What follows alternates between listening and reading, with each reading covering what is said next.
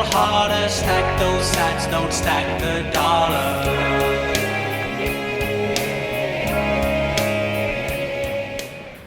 Right then, now in this video I'm going to be going over a few books that have helped me recently with understanding Bitcoin a bit more in depth, understanding currency, you know, basics of finance and that kind of thing. Now the first book I'm going to recommend is Broken Money by Alden. Now this one is probably the toughest read on the list. It's about 500 pages long and it's pretty dense academic text, I would say, for me anyway. It basically goes over the history of currency from, you know, the dawn of civilization, where people used seashells and all that kind of stuff. And she delves into how currency has evolved over time, what creates a good currency, you know, what characteristics currencies should have in order to you know, be usable. So what makes a sound money and what makes an unsound broken money. She also goes quite in depth into the fiat system and, you know, stocks, shares, and the current traditional finance world, which is quite tough to get your head around, really. Tough for me to get my head around because it's a completely new world. Learning about stocks and shares and markets and all that. She goes very in depth into all that stuff. And then she also goes into Bitcoin as well in the second half, and she talks about how Bitcoin is the soundest currency ever made. And she goes into very in depth into Bitcoin mining, the decentralization of Bitcoin. So basically goes into full in-depth what makes a good currency, what makes a bad currency, the history of currencies, and then she finishes with a really in-depth technical analysis of Bitcoin and how that is the most sound money ever. So it's a pretty tough read actually for me. It took quite a while to get through. I was reading, you know, like one chapter at a time and then having to take a break. So not the easiest read, but definitely a very comprehensive book on money. So definitely recommended. Now the next book is The Big Print by Lepard. Now this one's a little bit easy to read. I actually got through this in just a couple of days. Quite similar to Alden's book in a way, because he goes over what constitutes good currency, bad currency, goes into the history of currency as well, and then the second half goes into Bitcoin. Probably a bit of an easier read actually. Now he's an interesting character, Lepard, because basically he was like an investor or a finance guy who got burnt in 2008 in the great financial crisis of 2008 because he saw the crash coming. So he shorted and bet against the markets basically, and said, because he knew there was a crash coming. And when he did that, I think it was the SEC, the Securities and Exchange Commission, basically changed the rules on him and said, no, you can't bet against the banks, so we're going to cancel those shorts. And he lost a load of money. And that was when he got woken up really to how rigged the current system is. He was like, well, how is that fair? And he also goes into how his dad and his granddad also got burnt by that same system. He said that his granddad in the 20s had a furniture business, and the Federal Reserve basically changed their policy and he almost went bankrupt. I think he said he was battling with a certain bank for about 10 years just to not go bankrupt.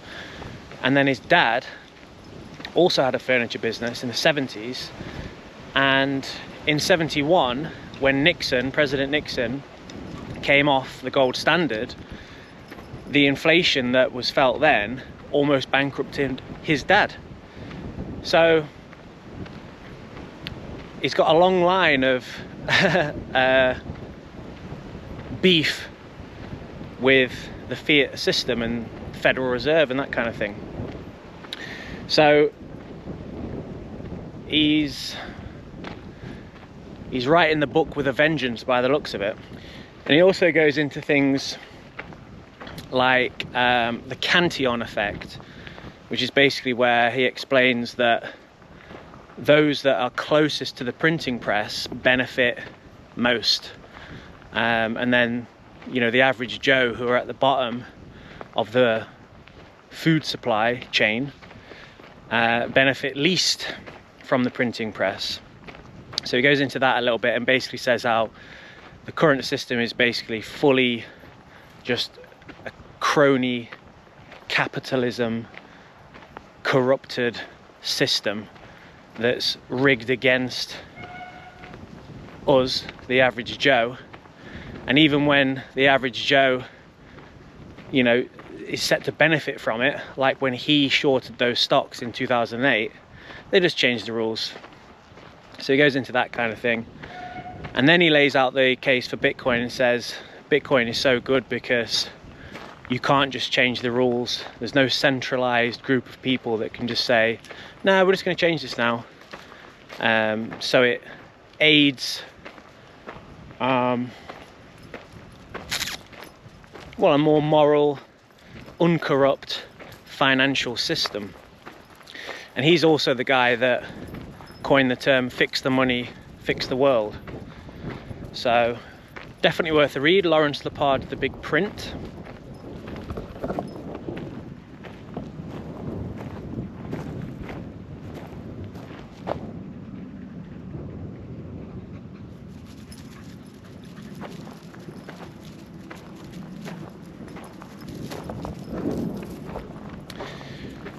And the next book on the list is The Fiat Standard by Saifedean Ammous.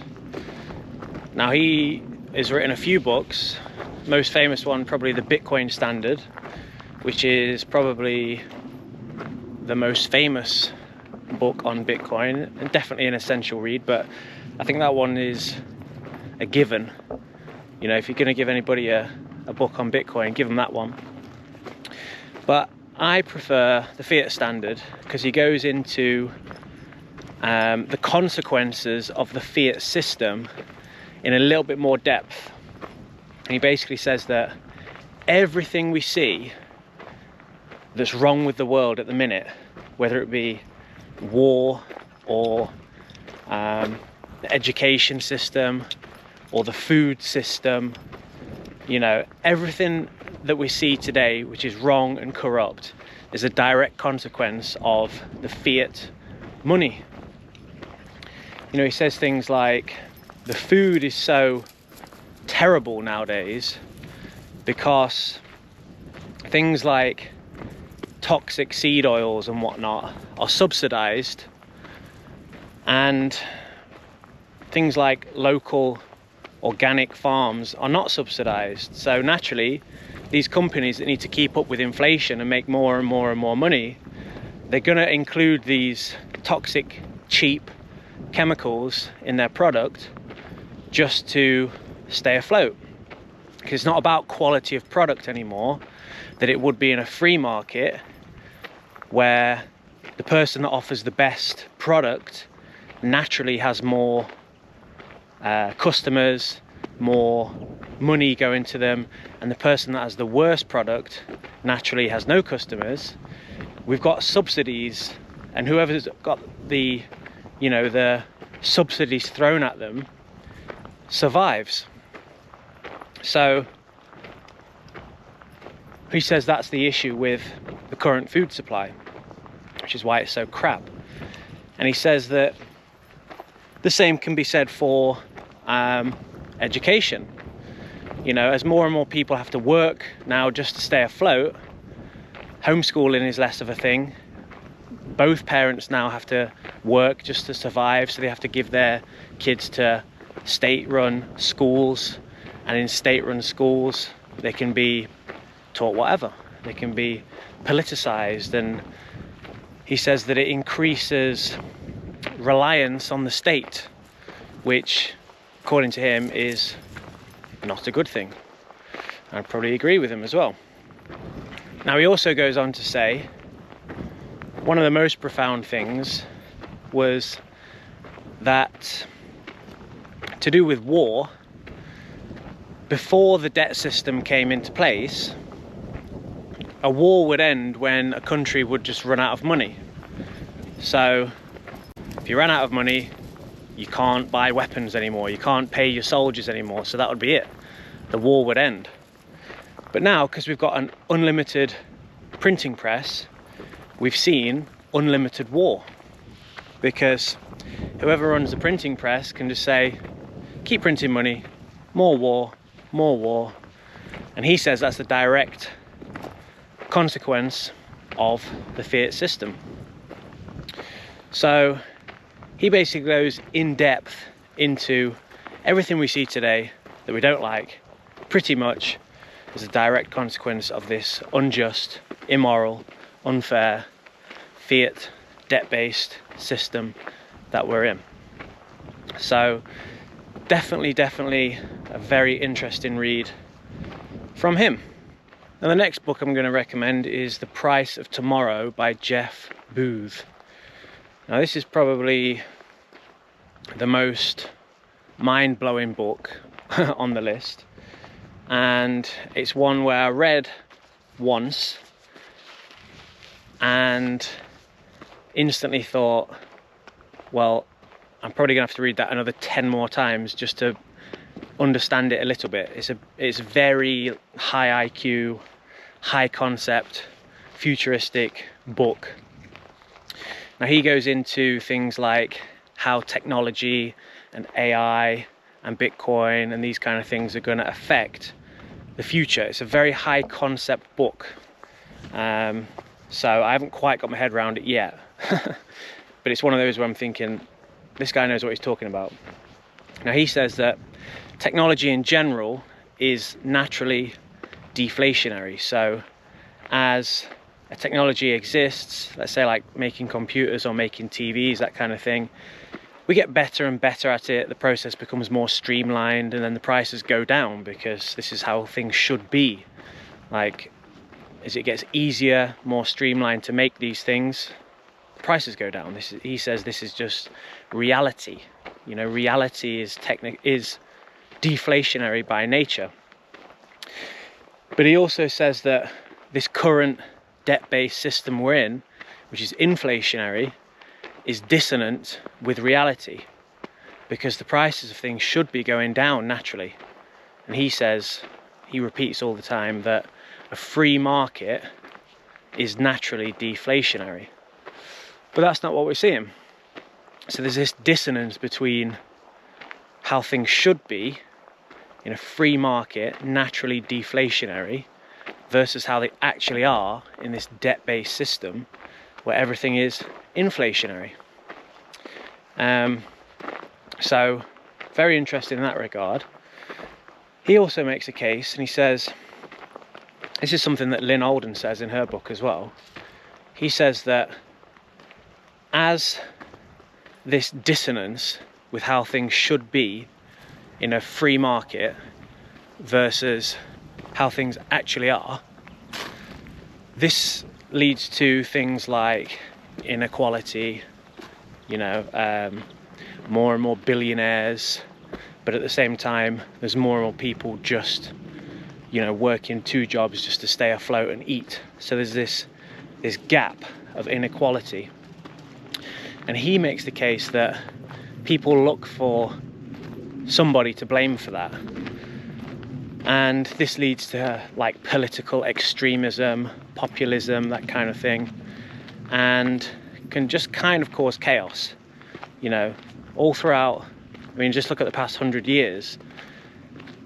There's been loads of cases where people have said, oh, it's this group of people which is the problem, let's go and kill them, or whatever.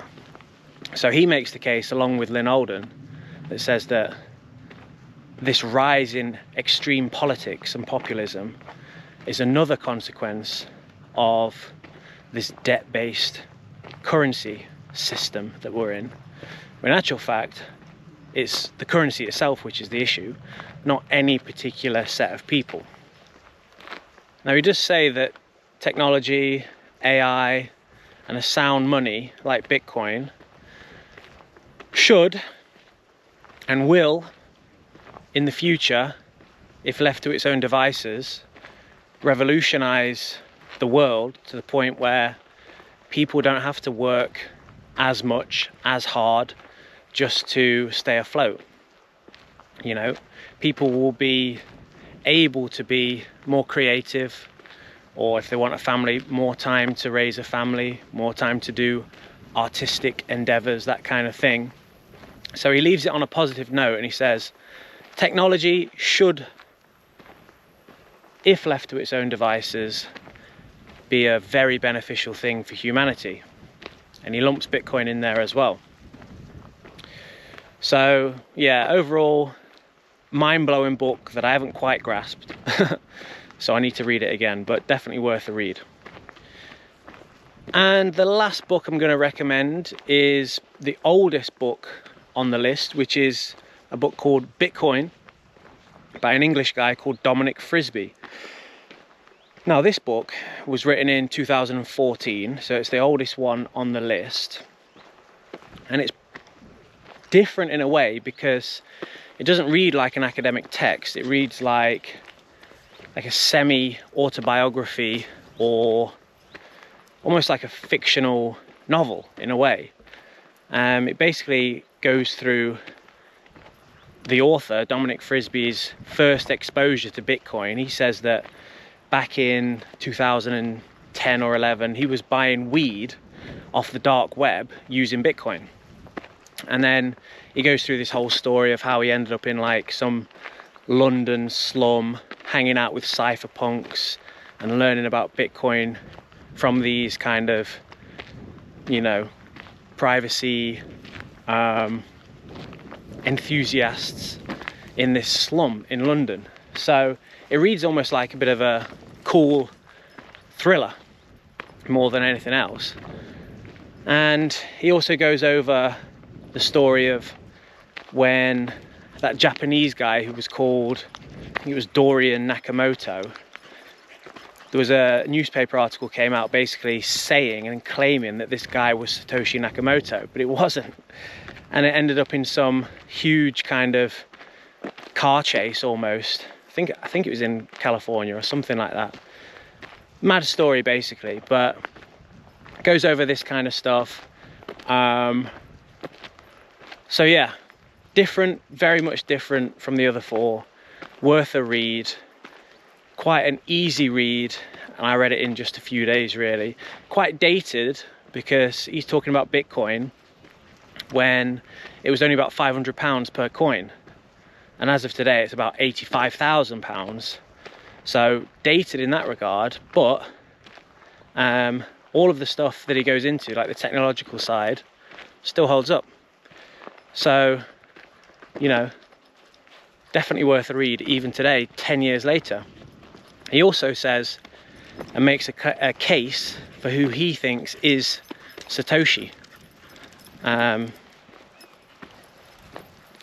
he says Satoshi was this guy called Nick Szabo, or Szabo, something like that. No solid evidence, but it's all circumstantial, but interesting read nonetheless.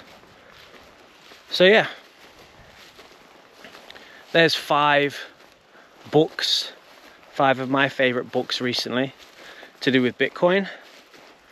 I've not read them all, obviously. Well, I've read them 5, but I've not read all of the books on Bitcoin in the world.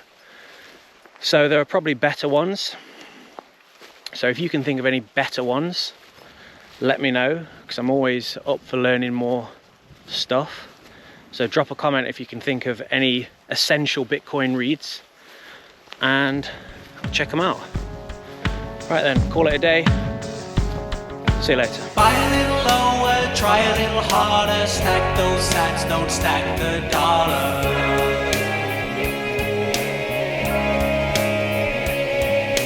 Buy a little lower, try a little harder, stack those sats, don't stack the dollar.